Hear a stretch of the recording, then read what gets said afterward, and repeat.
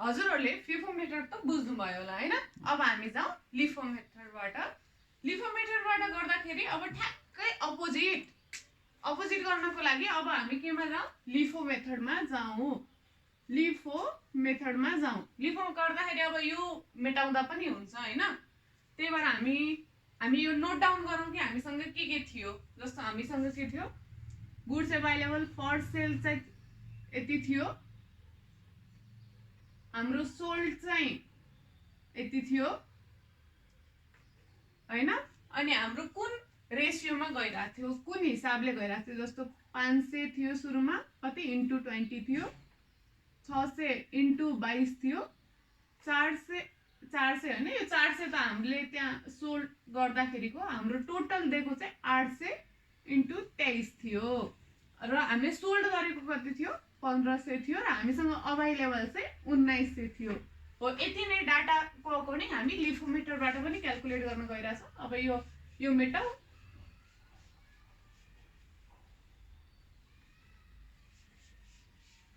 अब हामी जाउँ लिफो मेथड। यो चाहिँ फेरि यो नबिर्सौँ कि हामीले अहिले पर्पेचुअल होइन कि पिरियोडिक इन्भेन्ट्री सिस्टममा कसरी क्याल्कुलेट गर्ने भनेर सिकिरहेको छौँ। सो लिफो मेथडमा जाउँ। हामीलाई के भनेको छ, 1500 युनिट बेच्नु छ, हामीसँग 1900 युनिट छ र यति भ्यालुको छ। यो चाहिँ हाम्रो कहाँबाट आएको हो त, यो चाहिँ हाम्रो फिफो मेथडबाट आएको हो।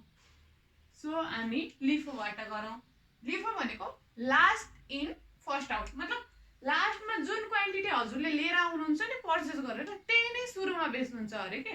त्यही भएर हामीले cost of goods sold find गर्दाखेरि तलदेखि गर्नुपर्छ र क्लोजिङ स्टकको भ्यालु फाइन्ड गर्दा चाहिँ माथिबाट हेर्दै जानुपर्छ। सो हामी स्वतः निकाल्न सक्छौँ सिम्पली। जस्तो हामीलाई value of closing stock, value of closing stock, value of closing stock हैन। हामीलाई थाहा छ कति युनिट्स थियो, 1900 युनिट्स थियो भनेपछि 1500 युनिट बेच्यो। कति बचेको रहेछ त, हाम्रो बचेको रहेछ 1900 units minus 1500 units multiply by कति, लिफोमा तलबाट बेचिरहेछौँ भनेपछि क्लोजिङ स्टक कहाँ आउँछ, क्लोजिङ स्टक माथि आउँछ भनेपछि यहाँ के हो, 400 छ। यो 500 मा 400 अट्छ त, हो अट्छ भनेपछि त्यही रेटले मल्टिप्लाई गर्नु पर्यो। 400 इन्टु 20 सिम्पल छ, आरएस 4 टु 8 हाम्रो 8000। भ्यालु अफ क्लोजिङ स्टक त आयो भनेपछि अब हामीले के निकाल्नु पर्छ, कस्ट अफ गुड्स सोल्ड। अब यसलाई अघि नै हामीले फिफोमा गरे जस्तै total goods available for sale minus closing stock यसरी गर्दा पनि भयो हैन। यसमा जति एन्सर आउँछ त्यही नै हाम्रो एन्सर हो। अर्को त हामीले जसरी हामीले भ्यालु अफ क्लोजिङ स्टक हेर्यौँ नि माथिबाट हुन्छ लिफो हो, किनकि लिफोमा त तलबाट बेचिन्छ भनेपछि माथिको सामान बस्नु पर्यो। हो, त्यसरी नै हामी कस्ट अफ गुड्स सोल्ड पनि निकाल्न सक्छौँ। हामीलाई कति पुर्याउनु छ, 1500 पुर्याउनु छ भनेपछि 800 लिफो हो नि त, तलबाट बेच्नु पर्यो। 800 इन्टु 23 त गर्यौँ, 1500 पुग्यो, पुगेन नि। अब यतातिर जाउँ। 8 र 6 जोड्दा 8 र 6 जोड्दा हाम्रो कति हुन्छ, 14 हुन्छ भनेपछि त्यहाँ पनि नपुग्ने रहेछ। त्यही भएर हामीले 600 लाई पुरै लेखौँ। कति पुगेन त, 100। 100 कहाँबाट लिने हो, यही 500 बाट लिने हो। यति गरेर हाम्रो जति एन्सर आउँछ नि हाम्रो त्यो नै के हो त, कस्ट अफ गुड्स सोल्ड, मतलब कतिको सामान बेच्यौं। बुझ्नुभयो त, एकदमै सजिलो छ। फिफोमा हामी माथिबाट बेच्छौँ त्यही भएर तलबाट बच्छ, लिफोमा तलबाट बेच्छौँ त्यही भएर माथि बच्छ हैन। एकदमै सिम्पल छ। यसै गरी हजुरहरूले क्याल्कुलेटर गरेर लेख्न सक्नुहुन्छ। मैले फिफोमा गरिसकेँ, हजुरहरूले अब लिफोको डब्ल्युएससी को इजिली क्याल्कुलेट गर्न सक्नु नै हुन्छ हैन। यहाँनिर अलिकति एउटा 0 छुटेको रहेछ त्यो त्यस्तो सानो सानो मिस्टेक ख्याल गर्नुपर्ने हुन्छ हैन एक्जाममा चाहिँ एकदमै मैले यहाँ लेख्दा त केही भएन हजुरहरूले एक्जाममा छुटाउनु भयो भने चाहिँ एकदमै झमेला हुन सक्छ हजुरहरूको मार्क्स डिडक्ट हुन सक्छ त्यही भएर त्यो कुराहरुले चाहिँ नोटिस गर्नु होला यो चाहिँ भयो अब हामी कतातिर जाने त लिफो पनि सिद्धियो फिफो पनि सिद्धियो अब कुन बच्यो WAC मेथड एमा चाहिँ हामी सिम्पल WAC रेट निकाल्छौं कसरी निकाल्ने छ वेटेड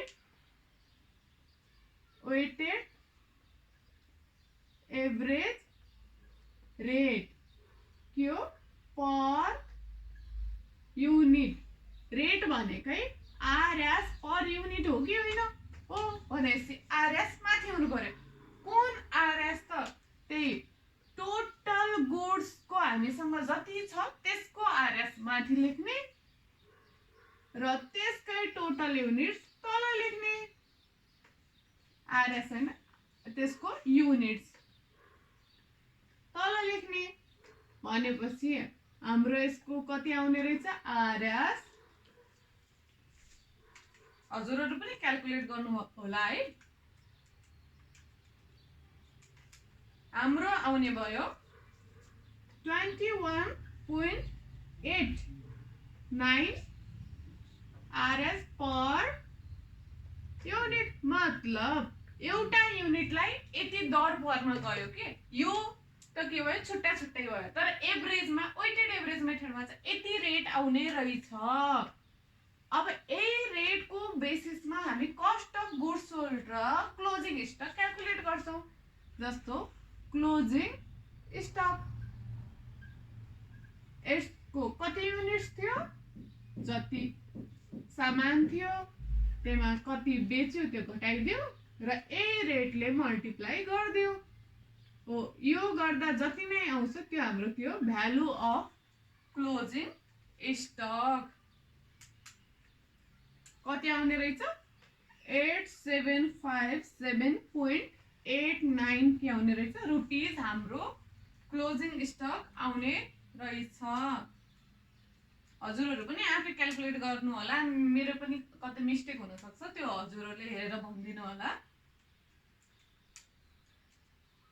हाम्रो यति आयो त्यसपछि अब हामी के गर्ने कस्ट अफ गुड्स सोल्ड मतलब हामीले कतिको सामान बेच्यौं अब हामीले कतिको सामान बेच्यौं त अब हामीले डाइरेक्ट त्यो घटाएर गर्दा पनि हुन्छ हैन अघि नै गरे जस्तो र सिम्पली कति युनिट सोल्ड गर्यौं 1500 कुन रेटमा सोल्ड गर्यौं हामीले जुन नयाँ रेट निकालेछौं त्यसैमा सोल्ड गर्यौं हो अब यो गर्दा कति आउँछ त्यो नै हाम्रो के हो कस्ट अफ गुड्स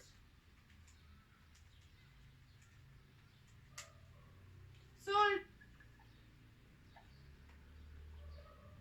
बुझ्नु भयो नि हो यसरी नै हामी के गर्छौं यो तीनटा मेथडमा पिरियोडिक इन्भेन्टरी अन्तर्गत यसरी नै क्याल्कुलेट गर्छौं यति सिम्पल गरेर हाम्रो के आउँछ हाम्रो 3 मार्क्स आउँछ हामीले यो तीनटै गर्नु पर्दैन कि त वेटेड एभरेज आउँछ कि त लिफो आउँछ कि त फिफो आउँछ यो तीनटा मध्ये एउटा जुन मेथडबाट पनि आउन सक्छ पिरियोडिक पनि आउन सक्छ परपेचुअल पनि आउन सक्छ आज हामीले पिरियोडिकबाट हेर्यौं हजुरहरुलाई कुनै क्वेशनमा कन्फ्युजन छ हैन कसरी गर्ने के कन्फ्युजन छ अकाउन्ट रिलेटेड जुन पनि क्वेशन हजुरहरुले कमेन्ट बक्समा सोध्न सक्नुहुन्छ हामी त्यसको सोलुसन अर्को भिडियोमा हाल्ने नै छौं र हजुरहरुलाई के कस्तो सुझाव सल्लाह दिनु छ के बुझ्नु भएन कहाँनिर अझै स्पष्ट पार्दै हुन्थ्यो जस्तो लाग्छ त्यो कुराहरु पनि खुलेर न हिचकिचाइकिन कमेन्ट बक्समा लेखिदिनु होला आजको लागि यति नै